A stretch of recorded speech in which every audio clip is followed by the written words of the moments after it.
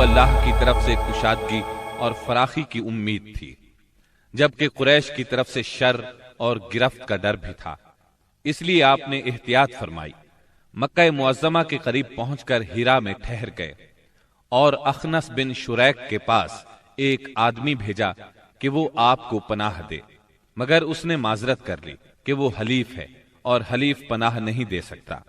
پھر آپ نے سہیل بن عمرو کے پاس یہی پیغام بھیجا، مگر اس نے بھی یہ کہہ کر معذرت کر لی کہ اس کا تعلق بنی عامر سے ہے اور ان کی پناہ بنو کعب پر لاگو نہیں ہوتی۔ اب آپ نے مطعم بن عدی کو پیغام بھیجا۔ مطعم کا دادا نوفل بن عبد مناف نبی اکرم صلی اللہ علیہ وسلم کے جد اعلیٰ ہاشم بن عبد مناف کا بھائی تھا، اور عبد مناف قبیلہ قریش کی سب سے معزز شاخ تھی۔ چنانچہ مطعم نے جواب میں ہاں کر دی اور خود اپنے بیٹوں کے ساتھ ہتھیار بند ہو گیا اور آپ کو بلوا بھیجا۔ آپ تشریف لائے، مسجد حرام میں داخل ہوئے، پہلے خانہ کعبہ کا طواف کیا، پھر 2 رکعت نماز ادا کی، اس کے بعد گھر تشریف لے گئے۔ اس دوران میں مطعم بن عدی اور اس کی اولاد نے مسلح حالت میں آپ کو اپنے گھیرے میں لیے رکھا، اور مطعم نے قریش میں اعلان کیا کہ اس نے محمد صلی اللہ علیہ وسلم کو پناہ دے رکھی ہے۔ قریش نے اس کی اس پناہ کو منظور کیا۔ رسول اللہ صلی اللہ علیہ وسلم کا معمول تھا کہ جب حج کا زمانہ آتا اور قبائل عرب مکہ معظمہ کے قرب و جوار میں اترتے تو آپ ایک ایک قبیلے کے پاس جاتے، اسلام کی تبلیغ فرماتے، میلوں میں جا کر بھی واعظ فرماتے، قبائل کا دورہ بھی کرتے۔ طائف سے واپس آ کر آپ نے تبلیغی سرگرمیوں کا دائرہ وسیع کر دیا۔ آپ مختلف قبائل کے محلوں میں جاتے یا مکہ سے باہر چلے جاتے، اور کہیں نہ جا پاتے تو راستوں میں کھڑے ہو جاتے، جو مسافر بھی مل جاتا اسے اللہ کا پیغام سناتے۔ آپ کی تبلیغی کوششوں سے جہاں عام آدمیوں نے اسلام قبول کیا، وہاں اثر و رسوخ رکھنے والے خواص نے بھی اس نعمت کو حاصل کیا۔ ان میں سے چند نام یہ ہیں۔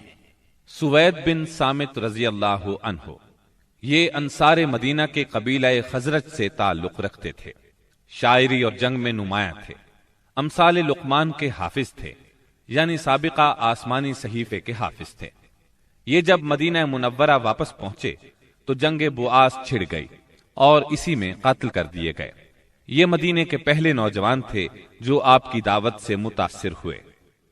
ایاس بن معاذ رضی اللہ عنہ، مدینہ منورہ کے مشہور قبائل اوس اور خزرج کے خونریز مارکوں میں قبیلہ اوس کو شکست ہوئی، اور اوس کے معزز لوگ قریش مکہ کے پاس گئے کہ خزرج کے مقابلے میں انہیں اپنا حلیف بنا لیں۔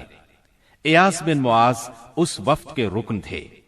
آپ صلی اللہ علیہ وسلم سے ملاقات کا شرف حاصل ہوا تو اسلام قبول کیے بغیر نہ رہ سکے۔ جب یہ واپس مدینے پہنچے تو ان کا انتقال ہو گیا۔ زماد ازدی رضی اللہ عنہ، یہ یمن کے باشندے اور قبیلہ ازد شنوع کے ایک فرد تھے۔ اہل عرب میں جھاڑ پھونک اور تعویذ گنڈے کے لیے مشہور تھے۔ انہیں کسی نے آپ کے بارے میں بتایا کہ آپ پر جنات کا اثر ہے، تو یہ آپ کا علاج کرنے کی غرض سے مکہ آئے، اور پہلی ہی ملاقات میں آپ کے ہاتھوں پر بیعت کر کے اسلام قبول کیا، پھر واپس یمن چلے گئے۔ طفیل بن عمرو دوسی رضی اللہ عنہ، یہ یمن کے قبیلے دوس کے سردار تھے۔ وہاں ان کی ایک طرح سے حکومت تھی۔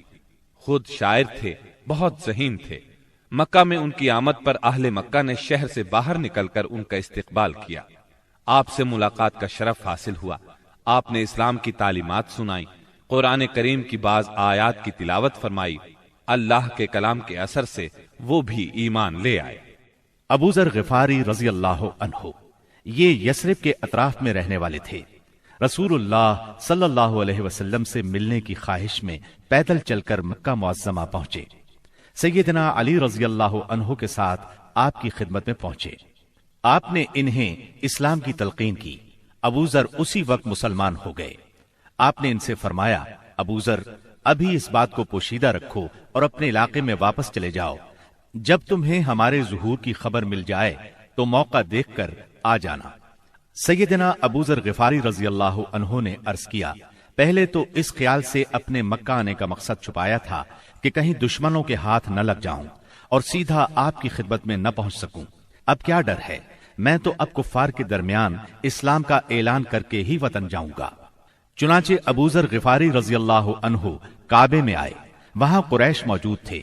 ان کے اجتماع میں بلند آواز سے کلمہ شہادت پڑھا۔ بس پھر کیا تھا، کفار پکار اٹھے، مارو اس بے دین کو۔ کفار چاروں طرف سے ان پر ٹوٹ پڑے، انہیں نیچے گرا لیا اور خوب مارا۔ سیدنا عباس رضی اللہ عنہ نے دیکھ لیا، پکار اٹھے، یہ تو قبیلہ غفار کا آدمی ہے، جہاں تم تجارت کے لیے جاتے ہو اور کھجوریں لاتے ہو، اگر یہ مر گیا تو تم تجارت کے لیے اس طرف نہیں جا سکو گے۔ یہ سن کر انہوں نے ابو ذر کو چھوڑ دیا۔